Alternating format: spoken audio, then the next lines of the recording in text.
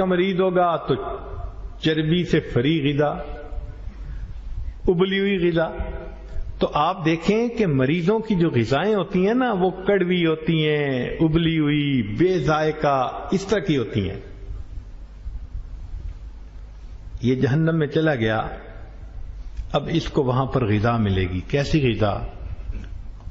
ایک جہنمی بھوک محسوس کرے گا، کہے گا فرشتوں کو کہ مجھے کچھ کھانے کو دو. ان شجرۃ الزقوم طعام الاسیم. اللہ تعالیٰ فرشتے کو حکم دیں گے، وہ زقوم کا پودا لے آئے گا. یہ ایک پودا ہوتا ہے کہ جس کے اوپر کانٹے ہوتے ہیں اور اتنا کڑوا کہ صبح کے وقت زبان سے لگا لیں تو شام تک اس کی کرواہٹ ختم نہیں ہوتی. یہ کھانے کو دیں گے. دنیا میں بھی تو شوگر والا کریلے کھاتا ہے نا، تو وہاں بھی زقوم کھلائیں گے. لو بھائی تمہاری بیماری کا علاج ہے، اور یہ اس کو کھائے گا. لیکن جب کھائے گا تو اس کے کانٹے چبھیں گے، نہ نگلتے بنے گی نہ اگلتے بنے گی، پھنس جائے گا. تو کہے گا بھئی مجھے کچھ پینے کو پانی دو، مگر مریض کو مشروبات تو نہیں نہ پلاتے. مریض جتنا بھی کچھ کہے کہ جی گرمی ہے ٹھنڈا پانی دو، کہیں گے نہیں بھائی، ڈاکٹر نے کہا ہے کہ اس کو نزلہ زکام ہے، اس کو سادہ پانی دینا ہے، بلکہ ہلکا گرم پانی اس کو پلاؤ. جب یہ جہنم کے اندر پانی مانگے گا تو اس کو ایک پیالہ بھر کے دیا جائے گا، اور وہ بھی گرم ہوگا، مگر کس چیز کا ہوگا؟ وَلَا طَعَامٌ إِلَّا مِنْ غِسْلِينَ لَا يَأْكُلُهُ إِلَّا الْخَاطِئُونَ. جہنمیوں کے زخموں سے جو خون پی پس اکٹھی ہوگی اس کو پیالے میں ڈال کے اس کو پینے کے لیے دیا جائے.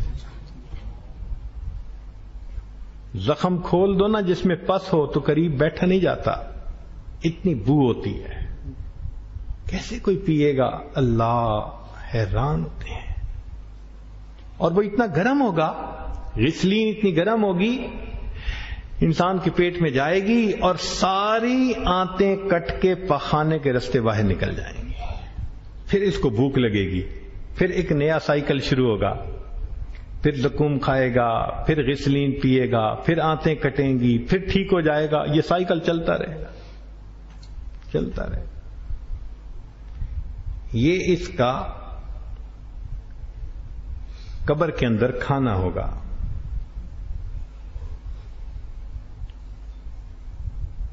اور جس بندے کی جیسی بیماری ہوگی علاج بھی پھر ویسا ہوگا. آپ نے دیکھا نا ہاسپٹل میں کوئی آئی پیشنٹ ہو تو اس کی آئی کی ٹریٹمنٹ کی جاتی ہے. اسی طرح اگر کوئی بد نظری کا پیشنٹ وہاں جائے گا تو حدیث پاک میں ہے کہ لوہے کی سلاخیں جہنم کی آگ میں گرم کر کے اس کی آنکھوں میں اس طرح پھیریں گے جیسے سرما ڈالتے. تو دنیا میں آنکھوں کو غلط استعمال کرتا تھا نا، کبھی تجھے یہ اچھی لگتی تھی کبھی وہ اچھی لگتی تھی، تجھے گورے رنگ دیکھنے کا شوق تھا، تیری آنکھیں بند نہیں ہوتی تھیں. کئی مرتبہ تو ایسی ہوس ہوتی ہے کہ آپ نے دیکھا ہوگا شکاری کتا چلتا ہے نا تو وہ سیدھا نہیں چلتا، وہ اس درخت کی جڑ میں بھی سونگتا ہے، ادھر بھی سونگتا ہے، ہر طرف سونگتا چلا جاتا ہے. یہ بھی ایک شکاری کتے کی طرح، ادھر کوئی نظر آئی تو اس کو بھی سونگ رہا ہے، ادھر نظر آئی اس کو بھی غور سے دیکھ رہا ہے، سونگ رہا ہے، اس کو بھی سونگا، للچا رہا ہے ہر ایک کے اوپر. تو فرمایا کہ تیری آنکھیں ادھر ادھر دیکھتی تھیں، اب ہم اس کا علاج کرتے ہیں. تو حدیث پاک میں فرمایا کہ ان کی آنکھوں میں سلائیاں پھیری جائیں گی. اور جس بندے نے زکوٰۃ نہیں دی ہوگی تو فرشتے آئیں گے، فتقوا بہا جباہہم وجنوبہم وظہورہم. ہم نے دیکھا عورتوں کو یہ ربر کی بوتلیں بنی ہوتی ہیں، اس میں گرم پانی ڈال کے نا تو جس حصے میں کوئی درد ہو یا کچھ ہو تو اس کو ٹکور کرتی ہیں. یہ قیامت، یہ جہنم میں ٹکور ہوگی ان کی. کیسے؟ ان کے پہلوؤں کو، ان کے ماتھے کو، ان کی پیٹھ کو داغیں گے جہنم کی سلاخوں سے. جو سونا چاندی بچا کے رکھتے تھے، زکوٰۃ نہیں دیتے تھے، سلاخیں بنا کے گرم کریں گے، یہاں داغ لگائیں گے، سائیڈوں پہ داغ لگائیں گے، پیچھے داغ لگائیں گے. یہ ٹریٹمنٹ دی جا رہی ہے. کچھ ایسے لوگ ہوں گے جو دوسروں کے دل دکھاتے تھے. یہ کون لوگ تھے؟ قرآن مجید نے کہا ویل لکل ہمزۃ لمزہ، ویل ہے ان لوگوں کے لیے جو عیب جو ہوں اور عیب گو ہوں. یہ دو الگ الگ بیماری ہیں. بعض لوگوں کو عیب تلاش کرنے کی عادت بڑی ہوتی ہے، ہر ایک کے اندر کوئی نہ کوئی عیب ڈھونڈ لیتے ہیں. اور بعض کی عادت ہوتی ہے کہ عیب کا کسی کا پتہ چل جائے تو لوگوں میں آگے اس کا پروپیگنڈا کرنے کی عادت ہوتی ہے. تو پہلے کو کہیں گے عیب جو اور دوسرے کو کہیں گے عیب گو، اور بعض میں دونوں ہوتی ہیں بیماریاں. تو ان کے لیے ایک ڈپارٹمنٹ جہنم میں علیحدہ بنایا جائے گا. اس ڈپارٹمنٹ کا نام ویل ہوگا. وہاں پر آگ کے بنے ہوئے ستون ہوں گے، اس کے ساتھ جا کے کھڑا کر دیا جائے گا. جیسے ایکس رے لیتے ہیں نا تو کیا کرتے ہیں؟ بوڑھا ہو، بڑھیا ہو، کمزور ہو، کبھی وہ کہتے ہیں جی آپ کو 2-3 منٹ تو ساتھ لگ کے کھڑا ہونا پڑے گا، ہم نے آپ کا ایکس رے لینا ہے. اس کو بھی اسی طرح اس ستون کے ساتھ آ کے باندھ دیں گے. پھر اللہ رب العزت کے بنے ہوئے آگ کے انگارے ہوں گے. جیسے دنیا میں آج کل لیزر گائیڈڈ راکٹ ہوتے ہیں کہ ٹھیک نشانے پہ جا کے لگتے ہیں، وہ انگارے بھی ایسے ہوں گے. نار اللہ الموقدہ التی تطلع علی الافئدہ. قرآن مجید کہہ رہا ہے کہ وہ نیچے سے اٹھیں گے اور سب کے سب انگارے اس کے دل پر آ کر لگیں گے، دل کو ٹارگٹ کریں گے. تو لوگوں کے دل دکھاتا تھا، آج ہم بھی تیرے دل کو ٹارگٹ بنائیں گے. جیسی بیماری ویسی ٹریٹمنٹ مل رہی ہے. اللہ اکبر کبیرہ. اور اگر کسی بندے نے زنا کیا اور توبہ کیے بغیر چلا گیا تو اس کی ٹریٹمنٹ تو ذرا لمبی ہے. حدیث پاک میں آتا ہے جہنم میں ایک گڑھا ہے، اس گڑھے کے اندر اس زانی کو دھکیل دیا جائے گا اور اس کے دروازے کے اوپر چٹان رکھ دی جائے گی، بند کر دیا جائے گا. اور اس کے اندر اسکارپین ہوں گے، بچھو ہوں گے لاکھوں کی تعداد میں.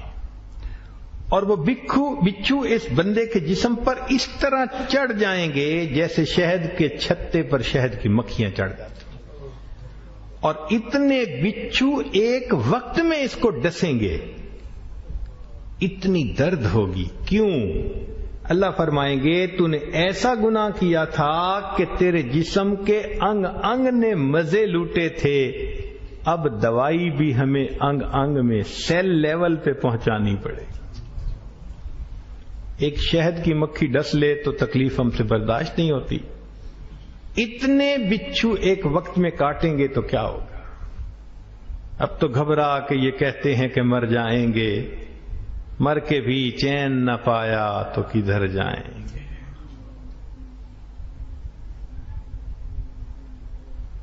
اور جس عورت نے زنا کیا اس کو یہ عذاب تو ہوگا ہی صحیح، ایک اور بھی عذاب. نبی علیہ السلام نے فرمایا میں نے دیکھا کچھ عورتیں ہوں گی وہ پستان کے بل آگ کے اندر لٹک رہی ہوں گی. یہ انسان کا وہ حصہ ہوتا ہے جو اتنا سینسٹیو ہوتا ہے کہ ذرا ہاتھ بوجھ سے کوئی رکھ دے تو تکلیف ہوتی ہے، صرف دبا دینے سے تکلیف ہوتی ہے انسان کو. اس کے اندر لوہے کی راڈ ڈالیں گے. اور آپ نے مشینوں کے اندر مرغے دیکھے ہیں نا روسٹ ہوتے ہوئے، بالکل اسی طرح دونوں پستانوں میں سے ایک راڈ ڈال دی جائے گی اور آگ کے اندر یہ روسٹ ہو رہی ہے. کیوں؟ تو نے دوسرے کو اپنے جسم پہ موقع دیا تھا نا، اختیار دیا تھا. دیکھ آج ہم تیرا کیا حال کرتے ہیں. تو جیسا گناہ ویسی ٹریٹمنٹ. جن لوگوں کے گناہ تھوڑے ہوں گے وہ کچھ عرصہ یہ ساری سزا بھگتیں گے، پھر اس کے بعد ان کو نکال لیا جائے گا. کیوں؟ کہ اگر پراپر ٹریٹمنٹ مل جائے تو پھر ہاسپٹل میں ڈیرے نہیں لگانے ہوتے، پھر وہ ڈسچارج کر کے گھر بھیج دیتے ہیں. اس بندے کو جہنم میں ٹریٹمنٹ مل گئی تو اب اس بندے کو ڈسچارج کر دیا جائے گا جہنم سے اور گھر بھیجا جائے گا. اور گھر مومن کا کون سا ہے؟ جنت اس کا گھر ہے. اس لیے اللہ تعالیٰ نے فرمایا تلک الجنت التی اورثتموہا، جس کا وارث ہم نے بنایا. یہ نہیں فرمایا جس کا مالک بنایا، نہیں، وارث. تو بھئی وارث تو بنتا ہے جو باپ کی جائیداد ہو. تو معلوم ہوا کہ جنت آدم علیہ السلام کی جائیداد تھی، اب ان کی اولاد جو جائے گی تو وہ جا کے جنت کی وارث بنے گی. مگر جنت میں جانے کے لیے ایک شرط ہے کہ اس بندے کو کوئی بڑی باطنی بیماری نہیں ہونی چاہیے. اس کی مثال یوں سمجھ لیں کہ آپ کسی ملک کے ویزا لینا چاہیں، امیگریٹ کرنا چاہیں، تو وہ کہتے ہیں جی آپ ذرا اپنی میڈیکل رپورٹ دکھائیں، اور 3 چیزیں چیک کرتے ہیں. اس کو ٹی بی نہیں ہونی چاہیے، اس کو ہیپیٹائٹس سی نہیں ہونا چاہیے، اس کو HIV پازیٹیو نہیں ہونا چاہیے. کیوں؟ کہ یہ وبائی بیماری ہیں، یہ دوسروں کے لیے بھی خطرناک ہو سکتی ہیں.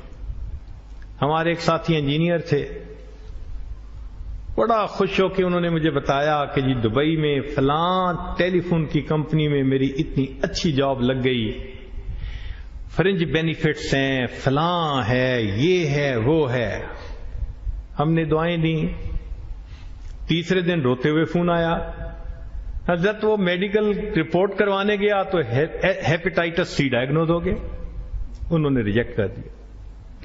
اگر ہیپیٹائٹس سی کے مریض کو لوگ ملک میں نہیں آنے دیتے، HIV پازیٹیو والے کو ملک میں نہیں آنے دیتے، کہتے ہیں کہ ہمارے ملک میں آنے کے لیے ان بیماریوں سے پاک ہونا ضروری.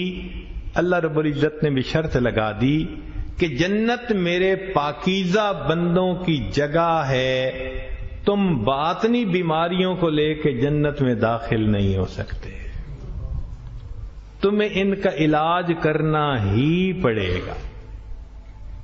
اس لیے فرمایا وَذَلِكَ جَزَاءُ مَن تَزَكَّى، جو ستھرا ہوگا، نفس کا تزکیہ حاصل کرے گا، اس کو جزا بدلہ جنت ملے گی. تو مطلب یہ کہ جنت میں جانے کے لیے تزکیہ ہونا شرط ہے، کنڈیشن ہے.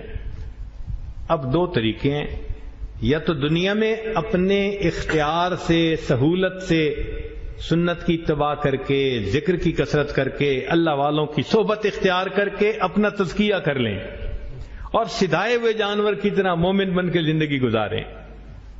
اور اگر ایسا نہ کیا تو پھر سیکنڈ چانس جہنم کے ہاسپٹل میں وایا جہنم جانا پڑے گا. اب سوچ لیجئے کہ آسان راستہ کون سا ہے. میرے دوستو، حالت تو ہماری یہ ہے کہ دھوپ کی گرمی برداشت نہیں کر سکتے، جہنم کی آگ کی گرمی بھلا کہاں برداشت کر رہے. 2 بندوں کے سامنے کی ذلت برداشت ہم نہیں کر سکتے، ساری مخلوق کے سامنے جب فرشتے دھکے مارتے ہوئے جہنم میں لے جائیں گے، یہ ذلت کیسے برداشت کریں. تو ہمارے لیے وایا جہنم جانا یہ کوئی آپشن نہیں ہے. آپشن کیا ہے کہ اسی دنیا میں انسان اپنا تزکیہ کروا لے تاکہ اللہ رب العزت مرتے ہی منکر نکیر آئیں گے, قبر میں پوچھیں گے من نبک من نبیک ما دینک, جواب سے پتہ چل جائے گا کہ کوئی بیماری نہیں, اللہ رب العزت اس کی قبر کو جنت کا باغ بنا دیں گے. اب اس کو ٹریٹمنٹ کے لیے بھیجنے کی کوئی ضرورت نہیں, یہ تو پاک روح تھی آ گئی. اور قیامت کے دن بھی لوگ حساب کتاب میں ہوں گے, یہ وہ لوگ ہوں گے جو خوشبو کے ٹیلوں پہ عرش کے سائے میں سیر کر رہے ہوں گے. حساب ختم ہوگا, اللہ ان کو جنت بھیج دیں گے, جاؤ بھائی. تو خوش نصیب انسان وہی کہ جو اللہ رب العزت کے احکام کی اہمیت کو سمجھے اور دنیا میں اپنے آپ کو ستھرا کرنے کی کوشش کرے. انسان کہہ نہیں سکے گا اللہ مجھے تو کلیئرلی نہیں بتایا گیا تھا. اللہ فرمائیں گے میں نے 7 قسمیں کھا کے بات کی تھی, لگاتار 7 قسمیں کھا کے کہا تھا کہ جو ستھرا ہوگا وہی فلاح پائے گا. تو آج ہم اپنے تزکیہ کی کوشش کریں, محنت کریں, اللہ سے مانگیں, اور محنت کر کر کے پھر اللہ کے سامنے روئیں. اچھا یہ بھی مزے کی بات ہے کہ ہم اپنا تزکیہ خود نہیں کر سکتے. ہم اپنا تزکیہ خود نہیں کر سکتے. ہم محنت کر سکتے ہیں تزکیہ کی, لیکن تزکیہ کرنا ہمارے بس میں نہیں ہے. وہ کیسے؟ سنیے قرآن عظیم الشان. اللہ تعالیٰ فرماتے ہیں وَلَوْلَا فَضْلُ اللَّهِ عَلَيْكُمْ وَرَحْمَتُهُ, اگر اللہ کا فضل اور اس کی رحمت تمہارے اوپر نہ ہوتی, مَا زَكَا مِنْكُمْ مِنْ أَحَدٍ أَبَدًا, تم میں سے کوئی کبھی بھی ستھرا نہ ہو سکتا. وَلَٰكِنَّ اللَّهَ يُزَكِّي مَن يَشَاءُ, اللہ جس کو چاہتا ہے ستھرا کر دیتا ہے. اس کی مثال یوں سمجھیے کہ بچہ چاہتا ہے کہ مجھے یہ بڑی سی نالی آ گئی ہے, یہ پار کرنی ہے, تو بچہ تو نہیں کر سکتا, تو وہ کیا کرتا ہے, رونا شروع کر دیتا ہے, ابو مجھ سے تو نہیں پار ہوتی, ابو مجھے اٹھا لیں. اب اس کے رونے کو دیکھ کے باپ اس کو اٹھا دیتا ہے اور اس نالی سے پار کروا دیتا ہے. ایسے ہی ہے اللہ کی رحمت کہ ہم دنیا میں کوشش کر سکتے ہیں, بچے کی طرح رو دھو سکتے ہیں, اللہ کو پکار سکتے ہیں اللہ میرے پروردگار. بچے کی طرح اگر رونا پسند آ گیا, اللہ کی رحمت اٹھائے گی, کنارے لگا دے گی, تزکیہ مل جائے گا. اس لیے تہجد میں اللہ سے دعائیں مانگیے, فرض نمازوں میں دعائیں مانگیے, 2 رکعت صلاۃ الحاجت پڑھ کے مانگیے, مگر اس کو زندگی کا مشن بنائیے. یہ مقصد زندگی ہے. اور جو بندہ دنیا میں تزکیہ کر کے جائے گا, سبحان اللہ, قیامت میں اٹھے گا, آواز آئے گی یا ایتھا النفس المطمئنہ ارجعی الی ربک راضیۃ مرضیہ فادخلی فی عبادی وادخلی جنتی. اللہ تعالی ہمیں بھی قیامت کے دن ایسے لوگوں میں شامل فرمائے جن کے بارے میں حدیث پاک میں آتا ہے کہ کچھ ایسے پاک لوگ قیامت کے دن اٹھیں گے, ان کے سامنے اللہ رب العزت کا چہرہ ہوگا مسکراتا ہوا. کتابوں میں لکھا ہے یہ اللہ کو دیکھ کر مسکرائیں گے, اللہ تعالیٰ ان کو دیکھ کر مسکرائیں گے. جیسے 2 دوست ہیں نا, ایک دوسرے کو ملتے ہوئے مسکراتے ہیں, اللہ تعالیٰ ایسے ان کا استقبال فرمائیں گے. یہ وہ لوگ ہوں گے جو دنیا میں اپنا آپ کا تزکیہ کر چکے ہوں گے. تو رب کریم ہمیں اس محنت کو اہتمام کے ساتھ, سیریسنس کے ساتھ کرنے کی توفیق عطا فرمائے, اور اللہ مرنے سے پہلے ہمارا تزکیہ فرمائے. ہم نے دیکھا ہے ماں باپ بچوں کی چھوٹی چھوٹی تمناؤں کو پورا کر کے خوش ہو جاتے ہیں. ہم بھی اللہ سے دعا مانگے, اللہ ہماری بھی ایک تمنا ہے, پوری کر دیجئے گا. وہ تمنا یہ ہے کہ موت سے پہلے اللہ ہم سے راضی ہو جانا, پھر ہمیں موت عطا کرنا. پہلے راضی ہونا, اللہ جیسے آپ چاہتے ہیں پہلے ہمیں ویسا بننے کی توفیق دے دینا, ایسا بنا دینا کہ ہم آپ کو پسند آ جائیں, پھر ہمیں موت عطا کر دینا. اگر ایسا ہو گیا تو یہ خوش نصیبی ہوگی اللہ تعالی ہمیں خوش نصیب بندوں میں شامل فرمائے۔ وآخر دعوانا ان الحمد للہ رب العالمین۔